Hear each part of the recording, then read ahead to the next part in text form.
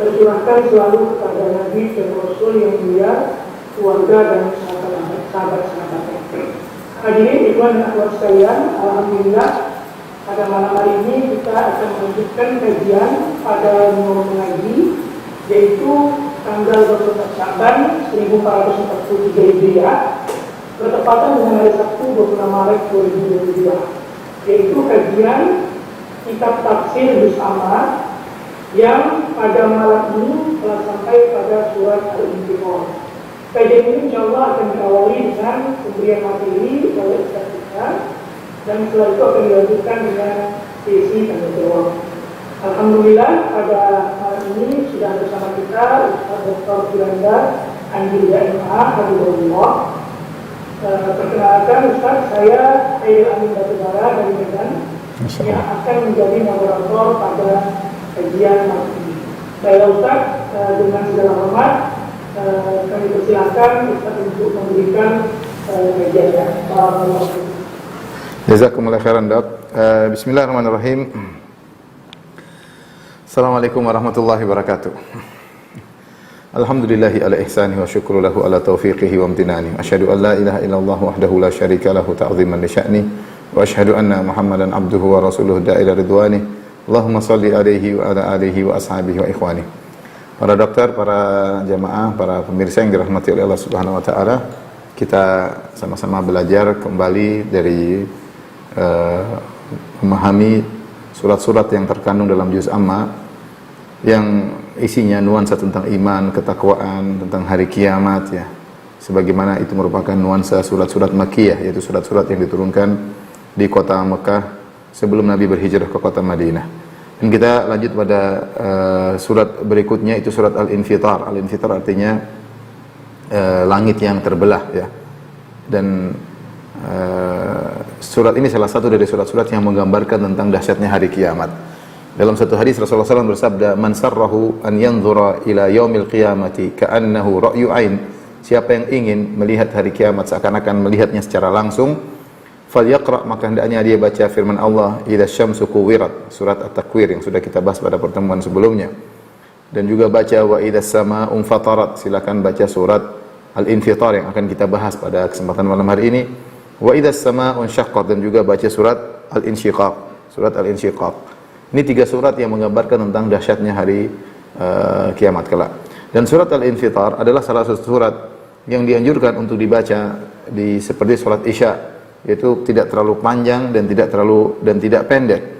Ya, karena ketika Mu'adz bin Jabal radhiyallahu taala anhu salat Isya, kemudian dia baca surat yang sangat panjang, surat Al-Baqarah, sampai ada seorang makmum yang memisahkan diri kemudian menyelesaikan salatnya sendiri. Maka akhirnya Mu'adz pun marah kepada orang tersebut, dan akhirnya orang tersebut melapor kepada Nabi SAW. Dia menjelaskan kenapa dia meninggalkan jamaah, karena Mu'adz terlalu lama baca surat dalam salat Isya. Maka Nabi pun menegur Mu'adz, dan Rasulullah SAW berkata, "Afatanun ya Mu'adz, apakah engkau membuat fitnah wahai Mu'adz? Kenapa? Aina kunta min sabbihisma rabbikal a'la wad-duha wa idza syamsu wa idza samaa'u fatarat." Kenapa kau tidak baca surat-surat yang sedang seperti surat Sabbihisma rabbikal a'la, wad-duha, dan di antaranya surat wa idza samaa'u fatarat, idza samaa'u fatarat. Jadi di antara surat yang ukurannya segitu dianjurkan untuk dibaca pada salat Isya. Ikhwan dan akhwat, para pemirsa yang dirahmati Allah Subhanahu wa taala, kita masuk pada surat Al-Infitar. Kita baca dari ayat yang pertama. Idza samaa'u fatarat, tatkala langit terbelah. Langit ya adalah makhluk terluas yang bisa kita lihat ya secara langsung ya. Tentunya ada makhluk yang lebih hebat, lebih besar daripada langit, yaitu kursi, dan ada yang lebih hebat lagi, arsy. Ya, sebagaimana disebut dalam hadis bahwasanya tidaklah mas samawati sab', tidaklah langit yang 7 diletakkan dibandingkan dengan kursi kecuali seperti halaqah, seperti cincin yang dilemparkan di padang pasir. Artinya langit ini enggak ada apa-apanya dibandingkan kursi Allah. Makanya Allah berfirman, wasi'a kursiyyuhus samawati wal ard. Sungguhnya kursi Allah meliputi langit dan bumi. Dan kursi sendiri tidak ada bandingannya dengan arsy Allah Subhanahu wa taala. Tidaklah perbandingan antara langit dengan kursi kecuali seperti perbandingan antara kursi dengan arsy Allah Subhanahu wa taala. Namun makhluk terbesar yang bisa kita lihat secara langsung adalah langit. Kita tidak pernah tahu mana ujungnya, mana pangkalnya. Dan Allah telah menjelaskan bahwasanya langit diluaskan oleh Allah Subhanahu wa taala. Allah berfirman, "Was-samaa'a banainaha bi'aidi wa inna lamusi'un."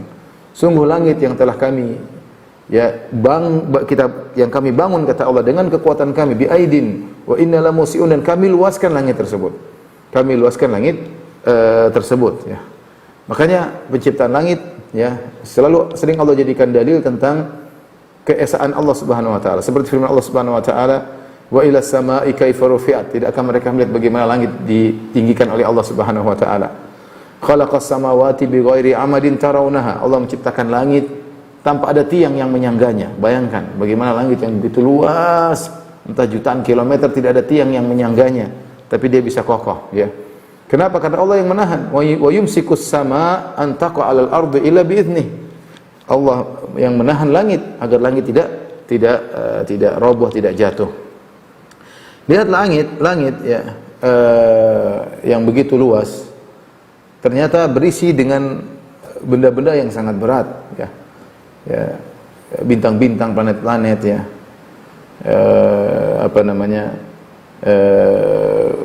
Kata Allah, wa zayyana samaa'a dunya bimasabih. Kami hiasi langit dunia dengan bintang-bintang. Jadi bintang-bintang ini kita baru bicara tentang langit dunia. Langit yang paling bawah, yang paling dekat dengan kita. Belum langit berikutnya, lapisan kedua, belum langit lapisan ketiga, dan seterusnya sampai langit ketujuh. Langit yang kita lihat langsung, langit dunia ini, isinya dengan benda-benda yang luar biasa, yang berat, seperti bintang-bintang, planet-planet, matahari, ya. Namun Allah Subhanahu wa taala, ya, menjadikan langit tersebut menjadi sangat kokoh. Dan sudah setiap orang yang hidup di atas muka bumi akan lihat bagaimana kokohnya langit. Namun langit tersebut tidak selamanya kokoh. Allah sebutkan langit kokoh, kata Allah, "Banaina fawqakum sab'an shidada." Kata Allah, kami ciptakan di atas mereka langit, 7 langit yang kokoh, sab'an shidada.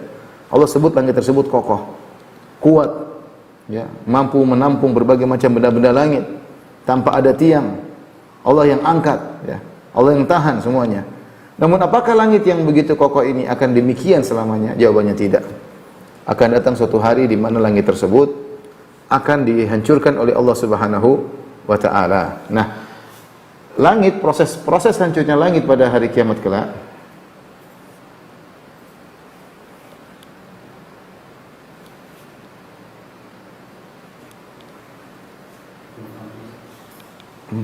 belum masuk. Sebentar. Belum. Sebentar ya.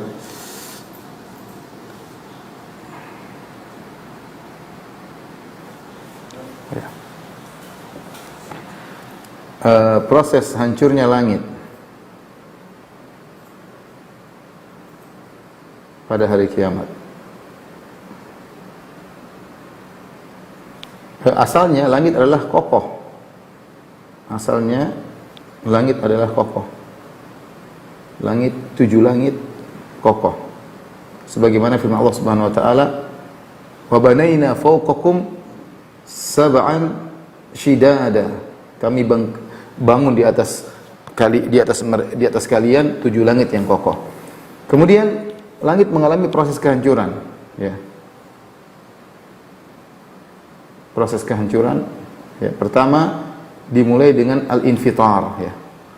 Pertama adalah al-infitar. Ini yang kita sebutkan dalam ayat ini. Al-infitar, idza sama'u fatarat, yaitu langit terbelah. Tapi masih di awal pembelahan, ini di awal pembelahan.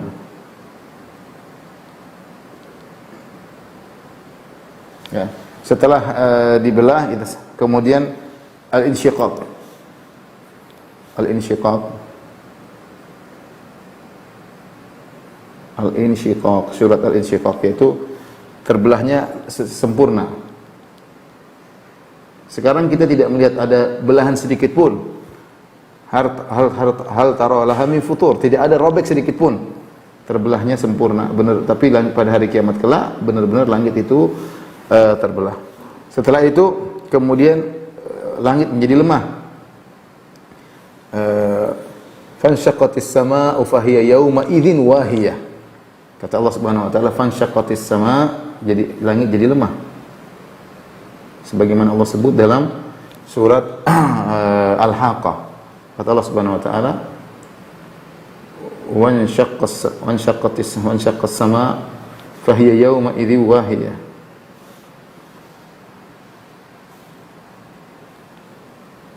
Fahiya yauma idzin wahiyah. Setelah langit terbelah, jadilah dia wahiyah. Wahiyah ini artinya lemah.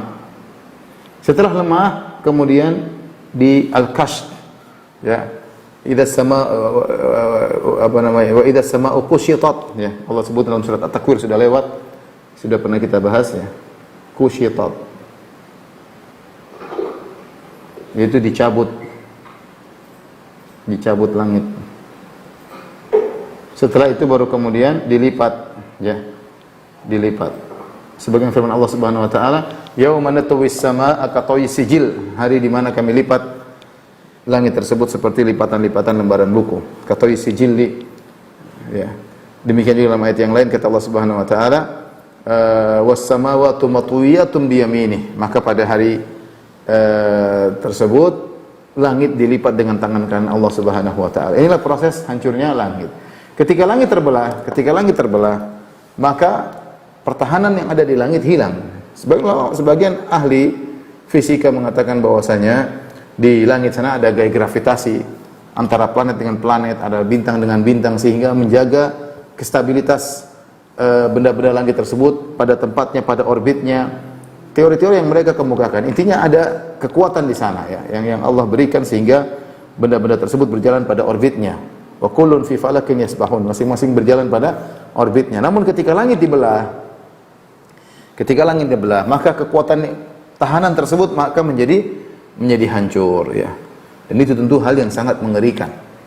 Kita saja di dunia terkadang kita mendengar suara guntur mengerikan, ya. Geledek kita dengar mengerikan, kita lihat petir menyambar mengerikan, ya. Jadi kalau ada meteor jatuh mungkin mengerikan, ya. Teman-teman, waktu saya pergi ke Lombok ketika terjadi peristiwa gempa, mereka mengatakan mereka dengar suara gemuruh yang mengerikan ketika gempa terjadi, seakan-akan gunung itu mau meledak atau mau pecah. Ketika saya pergi main ke daerah area gunung yang ada di Lombok, ya. Subhanallah, bagaimana kalau langit yang begitu kemudian pecah, robek. Ketika langit robek kemudian pecah, maka semua benda-benda tidak tertahan lagi pada orbitnya, tidak tertahan lagi pada tempatnya. Setelah itu Allah berfirman, wa idzal kawakibun tatharat. Ayat yang kedua, dan tatkala bintang-bintang berjatuhan. Dan ini efek dari terbelahnya langit tersebut ketika bintang-bintang berjatuhan. Ini di antara kondisi-kondisi mengerikan pada hari kiamat kelak, ya. Allah Subhanahu wa taala menciptakan alam semesta, Allah Subhanahu wa taala yang ingin menghancurkannya. Allah yang menciptakan manusia, Allah yang mematikan manusia, dan Allah yang menghidupkan kembali. Setelah Allah berfirman, wa idzal biharu fujirat, tatkala langit tatkala lautan diluapkan oleh Allah Subhanahu wa taala. Maksudnya apa? Lautan sekarang masing-masing Allah berfirman, wa huwal ladzi marajal bahraini hadza adbun furatun wa hadza milhun ujaj. Allah menjadikan air laut yang ada di air yang ada di bumi ini menjadi dua, ada namanya air tawar, ada namanya air asin. Dan masing-masing terpisah pada tempatnya. Wa ja'ala bainahum barzakhan, dan ada barzakh penghalang antara air laut dengan air tawar. Namun pada hari kiamat kelak air akan meluap. Semua air akan meluap. Jadilah air tersebut bergabung antara air laut dengan air tawar, air payau, semuanya bergabung menjadi satu. Karena air bersatu, seakan-akan tidak ada pembatas di antara air tersebut. Setelah air tersebut bersatu, maka kemudian Allah bakar air tersebut, ya. Wa idzal biharu sujirat, dan tatkala air laut dibakar oleh Allah Subhanahu wa taala. Kok bisa Ustaz air jadi terbakar? Kita bilang Allah Maha Kuasa atas segala sesuatu. Sebagian ada yang mengatakan mudah, air tersusun atas H2O, hidrogen dan oksigen. Mungkin Allah lepas molekulnya, terpisah antara hidrogen dan oksigen, kemudian Allah melakukan terjadi pembakaran. Ini sekedar artinya perkara yang mudah bagi Allah. Mau Allah jadikan air jadi panas, air jadi api, mudah bagi Allah, tinggal kun fayakun. Tidak ada yang mustahil bagi Allah SWT, itu mudah bagi Allah. Sebagaimana Allah menjadikan api yang harusnya membakar, ya naru qulna ya naru kuni bardan wa salaman ala Ibrahim. Allah mengatakan kepada api, jadilah engkau dingin dan keselamatan bagi Nabi Ibrahim alaihissalam. Setelah Allah menyebutkan tentang dahsyatnya hari kiamat, setelah itu Allah menyebutkan tentang kondisi manusia setelah ditiupkannya sangkakala yang kedua. Allah berfirman, wa idzal quburu bu'thirat. Tatkala kuburan-kuburan dibalik. Maksudnya tatkala orang-orang keluar dari kuburan untuk bertemu dengan Allah Subhanahu wa taala, fa idzahum qiyamu yanzurun. Tiba-tiba mereka bangkit dari kuburan. Mereka berdiri menantikan kedatangan Allah Subhanahu wa taala. Ketika itu kata Allah Subhanahu wa taala, alimat nafsum ma qaddamat wa akharat. Maka setiap jiwa tahu apa yang telah dikerjakannya dan apa yang telah dilalaikannya. Baik. Amin.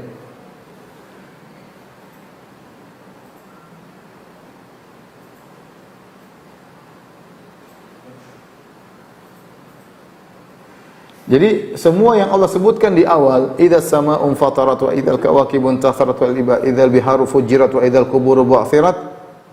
Allah sebutkan 4 perkara, jika maka jawabannya, ya Allah mengatakan jika langit terbelah, jika bintang-bintang bertaburan berjatuhan, jika lautan diluapkan, dan jika kuburan dibangkitkan, Allah ingin menegaskan. Apa yang Allah ingin tegaskan? Jawabannya ketika itu, alimat nafsum ma qaddamat wa akharat.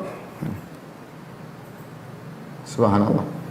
Ma qaddamat wa akharat. Setiap jiwa alimat nafsun, umum, semua jiwa, setiap jiwa, semua jiwa tahu, jadi mengetahui apa yang telah dia lakukan dan apa yang dia akhirkan, apa yang dikedepankan dan apa yang dia akhirkan, apa yang dia akhirkan. Perhatikan di sini, ma di sini ma mausulah, ma artinya apa? Ya, ini artinya apa? Ini umum, mencakup seluruh amal.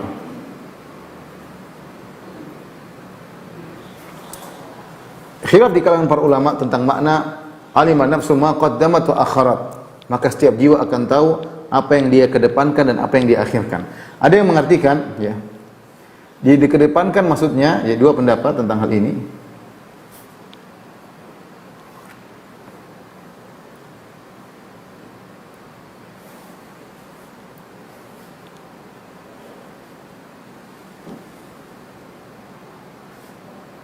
Banyak pendapat, tapi di antara 2 pendapat yang kuat dalam hal ini, ya. Pertama,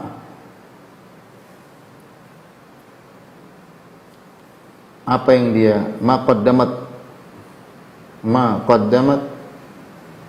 apa yang dia kedepankan, yang jiwa kedepankan, maksudnya adalah amal soleh. Kemudian ma akharat, alimat nafsu ma qaddamat wa akharat, apa yang dia akhirkan,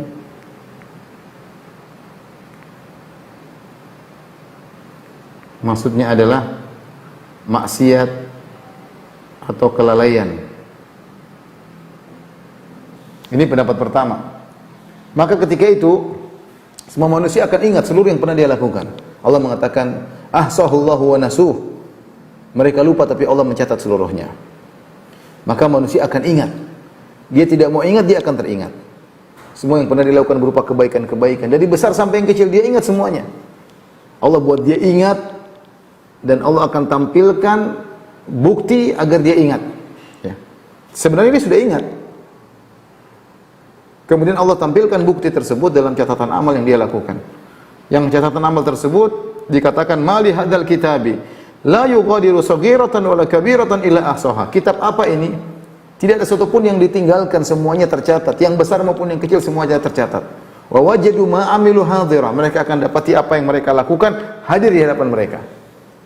Filenya ada semua.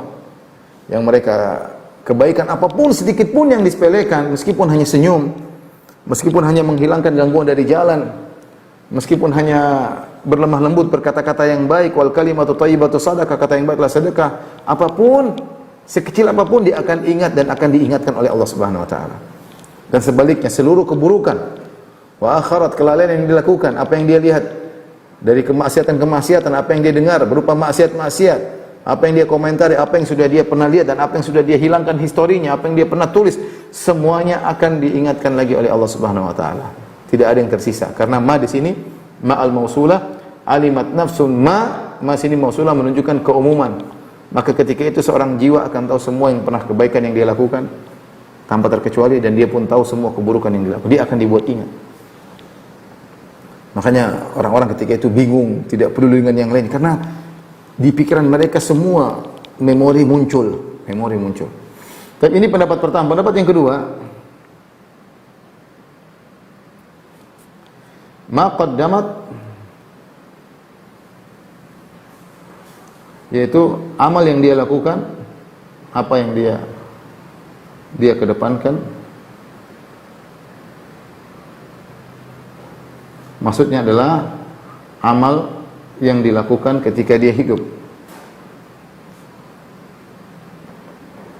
Ketika hidup, semasa hidupnya. Kemudian wa akharat, yaitu apa yang dia akhirkan.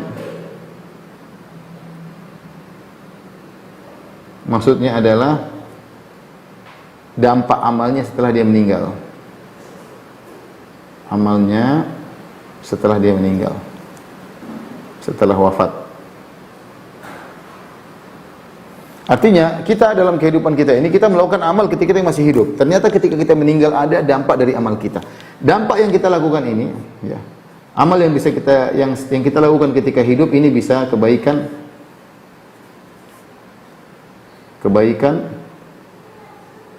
bisa juga dosa. Demikian juga dampak dari amal yang kita lakukan setelah kita meninggal masih ada berdampak, ini juga bisa dua. Bisa jadi amal jariyah, istilah kita amal jariyah, bisa jadi dosa jariyah. Ya. Bisa jadi amal jariyah, bisa jadi dosa jariyah. Makanya seorang waspada, karena ketika dia akan meninggal Allah akan tampakkan. Mungkin dia tidak duga tentang dampak yang dia lakukan selama di dunia. Ketika dia meninggal ternyata dampaknya buruk. Allah akan ingatkan, ini dampak dari perbuatanmu. Kalau kamu dulu baik, lihat dampak, ternyata kebaikanmu diikuti orang, ternyata buku-bukumu dibaca oleh orang, ternyata masjid yang kau bangun diisi oleh orang, ternyata pondok yang kau bangun bermanfaat, mencetak banyak generasi Rabbani. Mungkin dia tidak tahu, tapi ketika dia di akhirat kelak Allah akan tunjukkan, inilah dampak dari anakmu yang soleh mendoakanmu, cucumu yang soleh juga mendoakanmu, dampak kebaikan yang dilakukan. Itu akhirat, apa yang dia akhirkan. Yang dia tidak ingat, dia tidak tahu hal tersebut, Allah ingatkan pada hari kiamat kelak. Dan bisa jadi sebaliknya, bisa jadi dosa jariyah. Dia dulu mengajarkan yang buruk, dia tidak sangka ternyata ketika dia meninggal keburukan terus masih berlanjut, masih berkesinambungan, masih multi level marketing, masih banyak orang ikut, masih banyak orang tersesat dengan gara-gara kesesatannya. Mungkin dia pionir bid'ah, dia yang pertama kali mengajarkan bid'ah, mungkin dia yang pertama kali inovasi kemaksiatan. Kemudian banyak yang mengikutinya, waliyadzubillah ya. Jadi ini di antara tafsir makna alimat nafsun ma qaddamat wa akharat, maka jiwa akan tahu apa yang dia kedepankan dan apa yang dia akhirkan. Waliyadzubillah ya. Setelah Allah berfirman, ya ayyuhal insanu ma gharraka bi rabbikal karim. Wahai manusia, apa yang telah memperdayakan kamu sehingga berbuat durhaka terhadap Tuhanmu yang maha mulia. Al-insan di sini asalnya, kalau surat-surat Makkiyah disebut al-insan ya ayuhan nas, maksudnya adalah orang-orang kafir. Allah sindir orang-orang kafir. Allah berkata ayyuhal insan. Tetapi sebagian ahli tafsir menafsirkan insan ini mencakup seluruh manusia, baik orang kafir maupun orang beriman. Kalau kita bawakan al-insan kepada makna orang kafir, ya ayyuhal insanu ma gharraka bi rabbikal karim. Wahai orang kafir, manusia yang kafir, apa yang buat kau terpedaya sehingga kau durhaka kepada Tuhanmu yang maha mulia? Tuhanmu yang maha mulia, alladzi khalaqaka fasawwaka fa'adalak. Tuhanmu yang maha baik yang telah menciptakanmu, alladzi khalaqak yang telah menciptakanmu lalu menyempurnakanmu, fasawwaka menyempurnakan penciptaanmu, bentukmu yang indah, fa'adalak, dan menjadikan tubuh menjadi tubuh yang seimbang. Kok kamu bisa durhaka kepada Tuhan? Menciptakan kamu siapa? Dan orang kafir Quraisy mereka tahu mereka diciptakan oleh Allah Subhanahu wa taala. Lantas apa yang buat engkau terpedaya sehingga menyembah kepada berhala, wahai orang kafir? Bukankah kau tahu Allah yang telah menciptakanmu? Jadi tidak ada menjadi ada. Bukankah engkau tahu Allah telah menyempurnakan bentukmu? Bukankah kau tahu Allah telah menjadikan tubuhmu seimbang? Kita tidak seperti makhluk-makhluk yang lain. Ya, hewan-hewan ada yang berjalan kaki 4, ada yang berjalan dengan perutnya, ya. Ada yang berjalan dengan belok-belok, dan banyak hewan yang kalaupun seperti monyet tidak bisa tegak lurus, bongkok. Manusia diciptakan dengan sempurna dan dia seimbang, ya. Dengan dia seimbang, ya. Kemudian Allah lanjutkan, fi ayyi suratin ma syaa rakkabak. Yang Allah telah ciptakan engkau, Allah sempurnakan ciptaanmu dalam bentuk yang seimbang. Fi ayyi suratin ma syaa rakkabak, dalam bentuk yang Allah, bentukmu yang Allah kehendaki. Ya, artinya Tuhanmu. Kita tahu bahwasanya Allah Maha Pencipta. Kita tidak bisa menentukan model diri kita. Kalau setiap manusia bisa ingin melahirkan anak dengan model yang dia pilih, tentu dia akan pilih yang terganteng, tertampan, tercantik, terindah, tergagah, ya. Tapi ternyata tidak. Yang menentukan bentuk adalah Allah, yang menentukan warna kulit adalah Allah. Betapa banyak seorang, misalnya seorang lelaki berkulit hitam menikah dengan wanita berkulit putih. Anaknya dia pingin ikut kulit istrinya, terkadang ikut kulit dia. Atau sebaliknya, dia pingin anaknya seperti dia, ternyata anaknya mengikuti kulit istrinya, bukan di bawah naungan dia. Bahkan terkadang anaknya agak campur, ya. Sebagian orang menikah kulit agak gelap dengan kulit putih, anaknya keluar salah satunya. Ada yang kakaknya hitam, ada adiknya putih. Ada yang ikut kulit ibunya, ada yang ikut bapaknya. Ada yang agak gabung, jadi agak kecoklatan, ya. Bahkan terjadi, bisa jadi, dan ini pernah kasus terjadi, ya. Saya pernah dengar cerita seorang syekh. Jadi seorang lelaki berkulit putih menikah dengan wanita berkulit putih, anaknya hitam. Ini pernah terjadi. Bingung istrinya, anak hitam dari mana? Dia putih, suaminya putih. Ternyata dari kakeknya, kakek dari suaminya pernah ada yang berkulit hitam. Ya. Terkadang dia pingin anaknya mirip dia atau mirip istrinya, ternyata mirip omnya. Itu terjadi. Ini anak mirip sekali dengan omnya, ini anak mirip sekali dengan sepupunya. Allah yang menentukan bentuknya. Fi ayyi suratin ma syaa rakkabak. Allah ciptakan engkau, Allah sempurnakan tubuhmu, Allah pilih bentuk yang Allah kehendaki. Ya, menunjukkan bahwasanya ada Tuhan yang telah menciptakanmu. Nah, kalau kau tahu ada Tuhan yang menciptakanmu, ma gharraka bi rabbikal karim. Kenapa kau terpedaya sehingga engkau berpaling dari mentauhidkan Rabbmu yang maha baik, yang berikan kau segala keperluanmu, yang menciptakan kau dari tiada menjadi ada. Allah ingatkan tentang nikmat-nikmat yang Allah berikan. Ya. Ini kalau kita bawakan al-insan kepada makna orang kafir. Sebagian ulama memandang ini juga dibawakan kepada orang beriman. Wahai orang beriman, kenapa kau bermaksiat? Kalau orang kafir, kenapa kau kafir? Kenapa kau bermaksiat? Kenapa kau menonton yang haram? Kenapa kau mendengar yang haram? Kenapa kau korupsi? Kenapa kau berzina? Kenapa kau minum khamar? Kenapa kau terpedaya? Sehingga kau membanggang kepada Rabbmu yang maha baik kepadamu, yang telah memberikan kau segala kenikmatan, yang berikan kehidupan kepadamu, yang berikan kesehatan kepadamu, yang telah menganugerahkan kepadamu anak dan istri, yang telah memberikan anugerah kepadamu rumah, yang memberikan kepadamu penghasilan, pekerjaan. Kenapa kau membangkang kepadanya? Tuhan yang maha baik kepadamu, yang menutup aibmu ketika kau bermaksiat. Kita bisa bawakan kepada dua makna. Insan di sini bisa artinya orang kafir, di sini orang beriman. Sebagaimana pendapat sebagian ahli tafsir. Setelah itu Allah berfirman, "Kalla bal tukadzibuna biddin." Tapi kalau kita lihat konteks surat ini, surat Makkiyah, maka yang benar ini terkait dengan orang kafir. Al-insan di sini maksudnya orang kafir. Ya.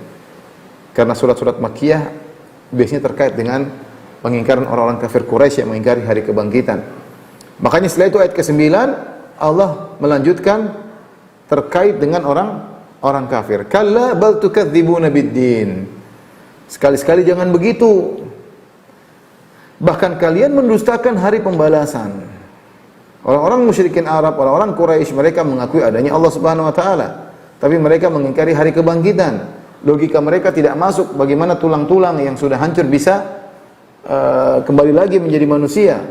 Tidak masuk logika mereka. Ya. Qala man yuhyil 'idhama wa hiya ramim. Manusia berkata, siapa yang bisa menghidupkan kembali tulang-tulang yang sudah hancur begini? Siapa yang bisa? Qul yuhyiha alladhi ansha'aha awwala marrah. Yang bisa membangkitkannya adalah yang pernah menciptakannya pertama kali. Mudah. Kau pernah diciptakan oleh Tuhan, kau akui pernah diciptakan Tuhan, ya sudah, kalau kau mati Tuhan ingin mengembalikan engkau, mudah bagi Tuhan, ya. Mudah bagi Tuhan. Oleh karenanya, dalil tentang adanya hari kebangkitan, banyak dalilnya. Allah sebut dalam Al-Quran, sudah kita bahas dalam masalah rukun iman. Pembahasan khusus tentang hari kebangkitan. Dalil secara syar'i dan juga secara logika. Sebagian ulama menjelaskan tentang dalil logik, ya.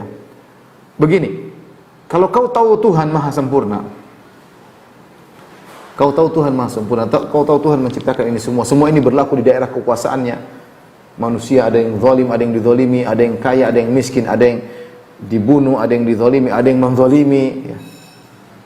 Ada yang terjadi banyak kejadian di atas muka bumi, dan semua di bawah areal kekuasaan Tuhan. Tentunya di antara bentuk kesempurnaan Tuhan, kalau Tuhan itu sempurna, tentunya dia tidak akan membiarkan begitu saja. Akan ada hari di mana semuanya akan disidang. Dan ini adalah suatu analogi yang sangat mudah dipahami. Kita bayangkan kalau seorang direktur di suatu perusahaan, pegawai-pegawainya korupsi, dia diam saja, cuma nonton, dia tidak bertindak apa-apa, maka dia bukan direktur yang benar. Kenapa dia tidak bisa bertindak? Menunjukkan dia banyak kekurangan, dia tidak punya power, dia tidak bisa menghukum, dia tidak bisa menangkap, dia tidak bisa bertindak, dan dibiarkan begitu saja. Ini berarti direktur yang tidak becus. Walillahil mathalul a'la. Kalau direktur yang benar, dia bisa mengatasi itu semua, dia bisa menyidang mereka, tidak dibiarkan begitu saja, ya. Maka walillahil mathalul a'la, Allah Subhanahu wa taala Maha adil. Pasti semua yang terjadi dalam semesta ini pasti ada pertanggungjawabannya. Karena itu menunjukkan kesempurnaan Tuhan, pasti ada pertanggungjawabannya. Makanya Allah berfirman, kalla bal tukadzibuna biddin. Tapi ternyata kalian mendustakan hari kebangkitan. Ad-din maksudnya hari kebangkitan. Seperti Maliki Yaumiddin yang menguasai hari pembalasan. Ad-din maksudnya hari pembalasan.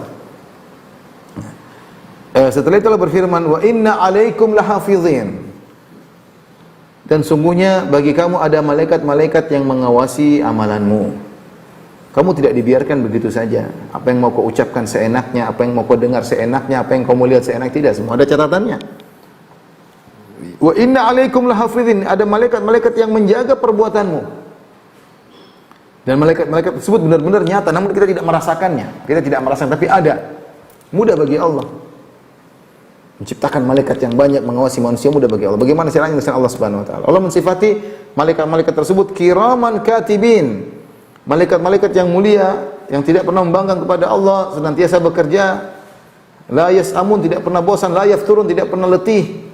Makhluk yang luar biasa yang tercipta dari cahaya, namun kita tidak pernah melihat, bahkan kita tidak merasakannya. Ya. Kiraman katibin, dan mereka mencatat. Mereka mencatat. Oleh karenanya sebenarnya catatan amal itu meskipun malaikat yang mencatat, tapi kontennya dari kita. Ini sering saya sampaikan. Engkau adalah penulis buku catatan amalmu, bukan orang lain. Engkau yang tulis, kau yang isi kontennya maksiat, kontennya istighfar, kontennya film, kontennya dangdutan, kontennya pengajian, yang isi kamu. Malaikat hanya sekretaris yang mencatat apa konten yang kau isi. Dicatatlah apa yang kau lihat, dicatatlah apa yang kau bicarakan, dicatatlah apa yang kau dengarkan, dicatatlah apa yang terbetik dalam hatimu berupa amal soleh ataupun riya, hasad, dengki dan yang lainnya, dicatat oleh malaikat. Ma yalfidhu min qawlin illa ladayhi raqibun atid. Tidak ada satu lafal pun yang diucapkan kecuali ada malaikat raqib dan atid yang mencatat. Tidak satu lafal pun kecuali dicatat, tidak ada yang luput. Pencatatan dengan detail. Lirikan mata, ya'lamu kha'inatal a'yun. Allah tahu pengkhianatan lirikan mata. Kita ngelirik sekejap saja, 1/10 detik saja tercatat. Senyuman kita yang kita berikan sama orang kelihatannya sepele, tercatat. Makanya Allah mengatakan kiraman katibin. Kalian mendustakan hari kebangkitan, hari pembalasan. Sementara malaikat senantiasa sibuk mencatat amal perbuatan kalian. Sementara kalian mendustakan hari pembalasan. Kata Allah, ya'lamuna ma taf'alun. Dan mereka mengetahui apa yang kalian lakukan. Apapun yang kalian lakukan, apapun yang kalian lihat, kalian dengar, kalian semua diketahui oleh malaikat. Selesai. Allah menceritakan tentang hari kiamat, dahsyatnya hari kiamat, manusia dibangkitkan. Kemudian semua akan ingat dengan apa yang dia lakukan, kebaikan, keburukan, bahkan dampak dari perbuatannya di kemudian hari setelah dia meninggal akan diungkap oleh Allah Subhanahu wa taala. Meskipun kalian mendustakan hari kebangkitan, ingatlah bahwasanya semua perbuatan kalian tercatat. Setelah itu Allah masuk pada paragraf berikutnya tentang kondisi manusia ada dua model pada hari kiamat kelak. Yang pertama adalah orang-orang yang bahagia. Allah berfirman, innal abrara lafi na'im. Sungguhnya orang-orang yang abrar, orang-orang yang bar. Ya. Al-abrar jamak dari bar, orang-orang yang baik. Saya bacakan sini, al-bar, ya, al-bar, al-Azhari, ya. Dalam kitabnya Tahdzibul Lughah, seorang ulama sunnah yang ahli bahasa, dia mengatakan al-bir, al-bar diambil dari orang yang melakukan al-bir. Al-bir kebajikan adalah ittisaf fil ihsan wa ziyadatu fihi, yaitu melakukan kebaikan dengan secara luas, kebaikan secara luas, bahkan ditambahkan. Wa summiyatil bariyatu littisaiha. Ya, makanya disebut dengan lapangan terbuka, dataran dengan al-bar karena luas ya. Demikian juga Az-Zabidi berkata, inna asla ma'nal bir as-sa'atu wa minhu ukhidhal barru muqabil al-bahr. Asal dalam bahasa Arab al-bir artinya luas. Ketika Allah memuji, Allah mengatakan innal abrar, perhatikan sini. Sudah kan? Allah mengatakan innal abrar.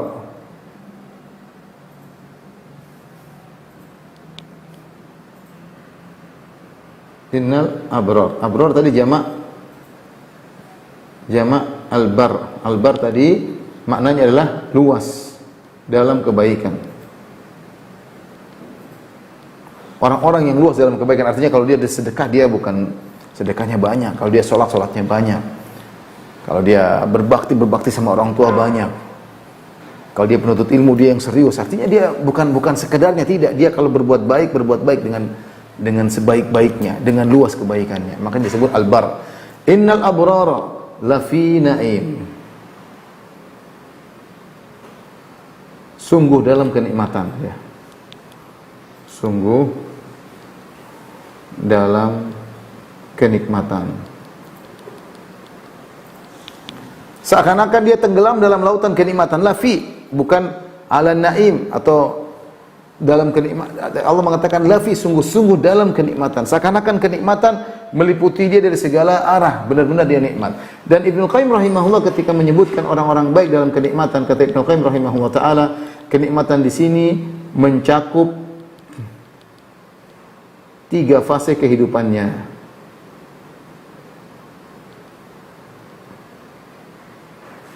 Dia bahagia di dunia, di barzakh, di akhirat.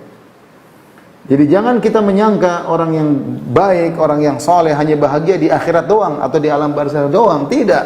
Di dunia juga dia bahagia. Meskipun kondisinya mungkin tidak mengenakan, mungkin kondisinya miskin, mungkin kondisinya dalam kondisi sakit, tapi dia pasti bahagia karena orang beriman pasti Allah berikan kebahagiaan dalam hatinya. Makanya Ibnu Taimiyah pernah berkata, inna fid dunya jannatan man lam yadkhulha la yadkhul jannatal akhirah. Sungguhnya di dunia itu ada surga, kebahagiaan. Siapa di dunia tidak bisa masuk ke dalam surga tersebut, dia tidak akan merasakan surga akhirat. Artinya Ibnu Taimiyah ingin mengatakan orang beriman pasti bahagia. Pasti bahagia apapun kondisinya. Ada kebahagiaan Allah berikan dalam hatinya. Dia dekat dengan Allah, dia baca Al-Qur'an, ya, dia sholat malam, dia berbakti sama orang tua, dia melakukan pengorbanan karena Allah Subhanahu wa taala, pasti kasih bahagia. Apapun kondisinya dia pasti bahagia. Ya.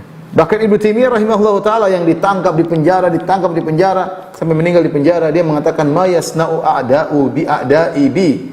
Apa yang dilakukan oleh musuh-musuhku kepadaku? Jannati wa bustani fi sadri, surgaku di dadaku. Artinya saya akan selalu bahagia, mau diapain aku, mau di penjara, mau di ini, mau dilarang ini, dilarang anu. Aina ruhtu fahiya ma'i la tufariquni. Kemanapun aku pergi, surgaku berada di dadaku, kebahagiaanku. In habsi khalwah, aku di penjara, aku berkhulwat dengan Allah Subhanahu wa taala. Wa qatli syahada, kalau aku dibunuh maka aku mati syahid. Wa ikhraji min baladi siyaha, kalau memang aku ternyata diusir, aku jalan-jalan melihat alam, melihat luasnya alam ciptaan Allah Subhanahu wa taala. Jadi orang yang beriman pasti bahagia. Meskipun kondisi sulit, meskipun ujian yang dia hadapi. Sebaliknya kata Allah Subhanahu wa taala, wa innal fujjara lafi jahim.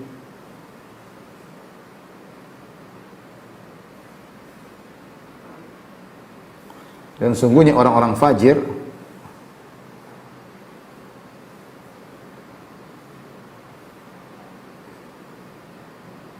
dalam jahim itu maksudnya dalam neraka ya. Sama, ini penderitaan. Di dunia juga menderita, di barzakh, di akhirat. Bukankah kita sering lihat, kita nggak usah bicara tentang orang kafir, kita bicara para pelaku maksiat dari kalangan kaum muslim. Betapa banyak orang bekas pemusik, padahal di musik-musik dia, kalau kita lihat zahirnya bahagia, padahal tidak. Kebahagiaan itu bukan hura-hura, bukan joget-joget, bukan konsumsi obat-obatan terlarang, bukan. Kebahagiaan itu di hati. Bukan berarti kalau zina-zina berarti dia bahagia. Nah. Banyak orang punya duit banyak nggak bahagia, sehingga cari kebahagiaan dengan morfin banyak, sudah kita sering dengar. Ya. Bukan itu. Itu baru pelaku maksiat. Makanya mereka akhirnya meninggalkan popularitas mereka tinggalkan. Duit yang banyak mereka tinggalkan untuk mencari kebahagiaan yang hakiki. Dengan berpegang teguh di atas sunnah, mereka merasakan kebahagiaan. Kalau mereka tulus, mereka pasti bahagia. Makanya mereka rela meninggalkan itu semua karena mereka tahu ini kebahagiaan. Bagaimana lagi dengan orang kafir kemudian masuk Islam? Lihat bagaimana mereka dapatkan kebahagiaan luar biasa yang tidak pernah mereka temukan ketika masih kafir. Kita lihat orang kafir kelihatannya bahagia secara fisiknya, batinnya tidak, gelisah, bingung, tidak ada. Bagaimana orang bahagia kata Ibnu Qayyim, sementara dia tidak bersandar kepada pencipta alam semesta, dia bersandar kepada hawa nafsunya. Dia bersandar kepada makhluk selain Allah Subhanahu wa taala. Kegelisahan dalam hatinya. Meskipun nampaknya dia memiliki banyak duit, banyak kemewahan, glamor hidup, tapi tidak. Dia pasti sengsara. Orang kafir pasti sengsara. Belum kondisi keluarganya, belum ditinggal sama anaknya, banyak lah. Ya. Yang tidak berbakti kepada dia. Apalagi di barzakh, apalagi di alam di akhirat. Ya, kata Allah, wa innal fujjara lafi jahim. Sungguhnya orang-orang fajir, tukang pelaku maksiat, orang-orang kafir, mereka dalam penderitaan di neraka. Yaslaunaha yaumaddin. Maka mereka akan masuk dalam neraka di hari pembalasan. Sekarang mereka boleh mengingkari. Nanti ada saatnya masuk di neraka di hari pembalasan. Wa ma hum anha bighaibin. Dan mereka tidak pernah gaib dari neraka. Artinya mereka kekal selama-lamanya dalam neraka jahanam. Mereka tidak pernah gaib meskipun satu detik, enggak ada gaib, selalu hadir. Wa ma hum anha, dan ini ungkapan yang mengerikan. Wa ma hum anha bighaibin. Mereka tidak pernah gaib dari neraka, dari siksaan meskipun sedetik pun. Tidak ada gaib, selalu neraka siap membakar mereka setiap saat. Mereka minta keringanan, yukhaffif 'anna yawman minal adzab. Wahai malaikat, sampaikan kepada Allah, kurangi siksaan kami meskipun kurangi. Bukan dihilangkan, kurangi meskipun sehari. Pingin rileks meskipun sehari, enggak usah dihilangkan azabnya, dikurangi. Enggak ada. Wa ma hum anha bighaibin.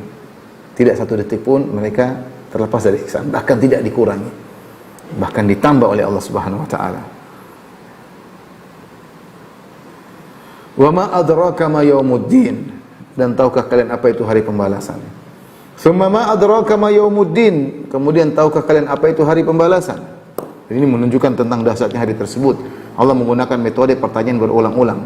Wa ma adraka ma yaumuddin. Tahukah kamu apa itu hari pembalasan? Tsumma ma adraka ma yaumuddin. Kemudian tahukah engkau adalah apa itu hari pembalasan? Yaitu di mana kalian akan dibalas.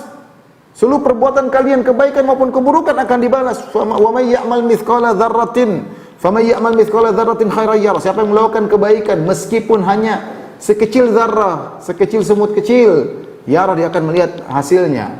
Wa may ya'mal mithqala dzarratin syarran yarah. Siapa melakukan keburukan meskipun sekecil zarah dia akan melihat hasilnya. Karena itu hari pembalasan. Allah akan balas dengan seadil-adilnya. Apa itu hari pembalasan? Kata Allah, yauma la tamliku nafsun li nafsin syai'a, yaitu pada hari ketika seorang sama sekali tidak berdaya untuk menolong orang lain, masing-masing sibuk dengan urusannya.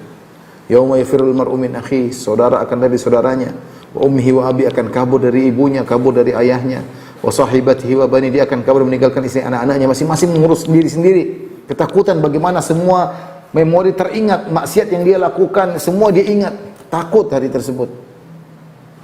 Memikirkan dirinya, gimana memikirkan orang lain.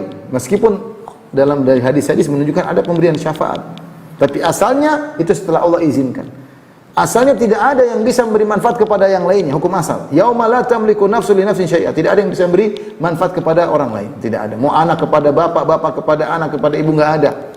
Wal amru yauma idzin lillah, dan seluruh perkara di tangan Allah Subhanahu wa taala. Allah mengatakan dalam hadis Qudsi, Allah mengatakan, Anal Malik, aina mulukul ard, ana dayyan.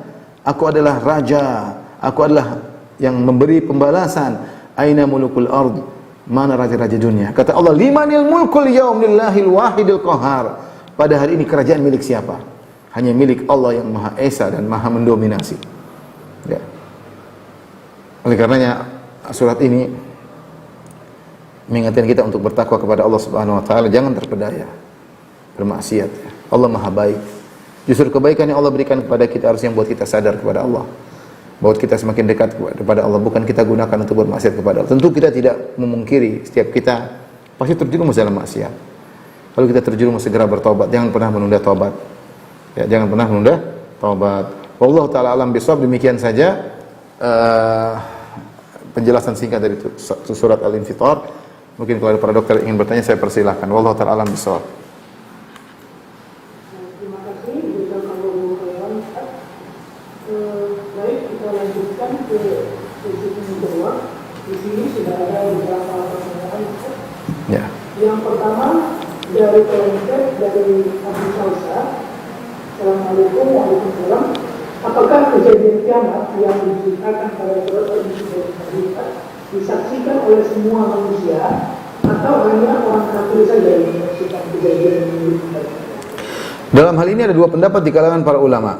Ada yang mengatakan yang menyaksikan dahsyatnya hari kiamat, terbelahnya langit dan semuanya, hanyalah syirarul khalqi indallah, yaitu orang-orang yang paling buruk, yang mereka man adrakathumus sa'ah, yang mereka mendapatkan hari kiamat. Sehingga dalam hadis disebutkan bahwasanya ketika menjelang hari kiamat, orang-orang yang baik akan diwafatkan oleh Allah, datang angin kemudian mengambil ruh orang-orang yang baik. Tinggal orang-orang yang paling buruk. Orang yang paling buruk tersebutlah mereka akan mendapati hari kiamat. Yang mendapati ditiupkan sangkakala semuanya. Ini pendapat. Pendapat yang kedua mengatakan tidak semuanya, benar. Orang-orang yang buruk yang akan mendapati tiupan sangkakala. Kemudian manusia akan dibangkitkan. Ketika dibangkit mereka akan melihat proses hancurnya alam semesta. Langit terbelah, bintang berjatuhan, semuanya mereka akan datang. Dan ini pendapat cukup kuat. Kenapa? Karena Allah Subhanahu wa taala menyebutkan tentang hal ini kepada orang-orang kafir Quraisy. Orang kafir Quraisy meninggal, sudah meninggal. Artinya kalian akan menyaksikan hal ini. Kapan? Ketika kalian dibangkitkan. Jadi pendapat yang kedua mengatakan semua akan melihat. Semua akan melihat. Makanya dalam Al-Qur'an Allah mengatakan, ya ayuhan nasu taqu rabbakum inna zalzalatas sa'ati syai'un 'azim yauma tarawunaha. Kata Allah Subhanahu wa taala, wahai manusia sekalian, bertakwalah kepada Rabb kalian, sungguhnya gempa, goncangan terjadi pada hari kiamat sangat dahsyat. Ketika kalian melihatnya, kata Allah, ketika kalian melihatnya. Tadhalu kullu murdi'atin amma ardat. Orang yang sedang menyusui anaknya dia akan lupa dengan anaknya. Wa tadau kullu dzati hamlin hamla. Orang yang mengandung akan keguguran. Ya. Wa taran nasa sukara wa ma hum sukar. Kalian akan lihat orang-orang berjalan dengan sempoyongan seperti orang mabuk padahal mereka tidak mabuk. Walakinna adzaballahi syadid, tapi karena azab Allah yang pedih. Wallahu a'lam bishawab. Ada dua pendapat ya. Saya sendiri lebih cenderung bahwasanya semua akan melihatnya. Karena ayat-ayat ini dibawakan kepada orang-orang kafir seakan-akan Allah mengatakan kalian akan melihat hari tersebut. Wallahu taala alam bishawab. Pertanyaan berikutnya, bagaimana jika seseorang sudah bertobat? Apakah dosa yang kita sudah bertaubat itu tetap akan diperlihatkan pada hari kiamat. Wallahu alam bisawab. Kalau dosa yang sudah bertobat disepakati oleh para ulama bahwasanya dosa yang sudah seorang bertobat darinya tidak ada efeknya. Tidak ada efeknya. Artinya tidak ada hukumannya, sepakat. Tetapi apakah catatannya masih ada atau tidak, maka ini khilaf di kalangan para ulama. Sebagian ulama mengatakan tetap diperlihatkan catatannya, tapi catatannya kamu pernah berdosa begini dan telah diampuni. Tetap ada catatannya. Ya. Tapi catatannya kamu pernah berdosa demikian, begini dan telah diampuni. Ya. Sebagian ulama mengatakan tidak. Kalau sudah sudah bertobat, seakan-akan tidak ada dosa sama sekali. At-ta'imu minadz-dzam kama la dzamba lahu. Seorang yang melakukan dosa dan dia bertobat seakan-akan tidak punya dosa sama sekali. Artinya tidak diperlihatkan lagi catatannya. Tetapi kalau kita melihat dalil-dalil bagaimana para anbiya, mereka sudah diampuni, tapi mereka masih ingat. Nabi Adam alaihissalam ketika bermaksiat makan buah, dia diampuni atau tidak diampuni? Fataba alaih, kata Allah menerima taubatnya. Tapi dia ingat ketika orang-orang datang kepada dia mengatakan, bagaimana aku ingin beri syafaat, aku telah melanggar, aku telah makan buah yang dilarang. Nabi Musa ketika orang minta syafaat, dia mengatakan, laqad qataltu nafsan lam umar bi qatliha. Bagaimana aku beri syafaat? Aku pernah membunuh jiwa yang aku tidak diperintahkan untuk membunuhnya. Jadi Nabi Musa ingat padahal sudah diampuni. Faghfaralah, kata Allah, Allah ampuni dia. Allah alam bisawab ya. Oleh karenanya kita mulai sekarang berusaha tidak bermaksiat. Kalau kita bersikap bertobatlah. Karena sebagian ulama mengatakan ya sawata wa in afaut. Perkara yang sangat memalukan meskipun kau ampuni kami ya Allah. Tatkala engkau memperlihatkan dosa-dosa yang pernah kami lakukan. Tapi tadi kembali lagi dua pendapat. Ada yang mengatakan tidak ada lagi catatannya, ada yang mengatakan masih terlihat catatannya untuk menunjukkan rahmat Allah, bagaimana Allah mengampunimu padahal kau pernah melakukan demikian. Wallahu taala alam bisawab. Tapi kalau dampaknya sudah enggak ada. Artinya siksaan sudah enggak ada. Terima kasih Ustaz Jazakallah. Kemudian ada pertanyaan berikutnya.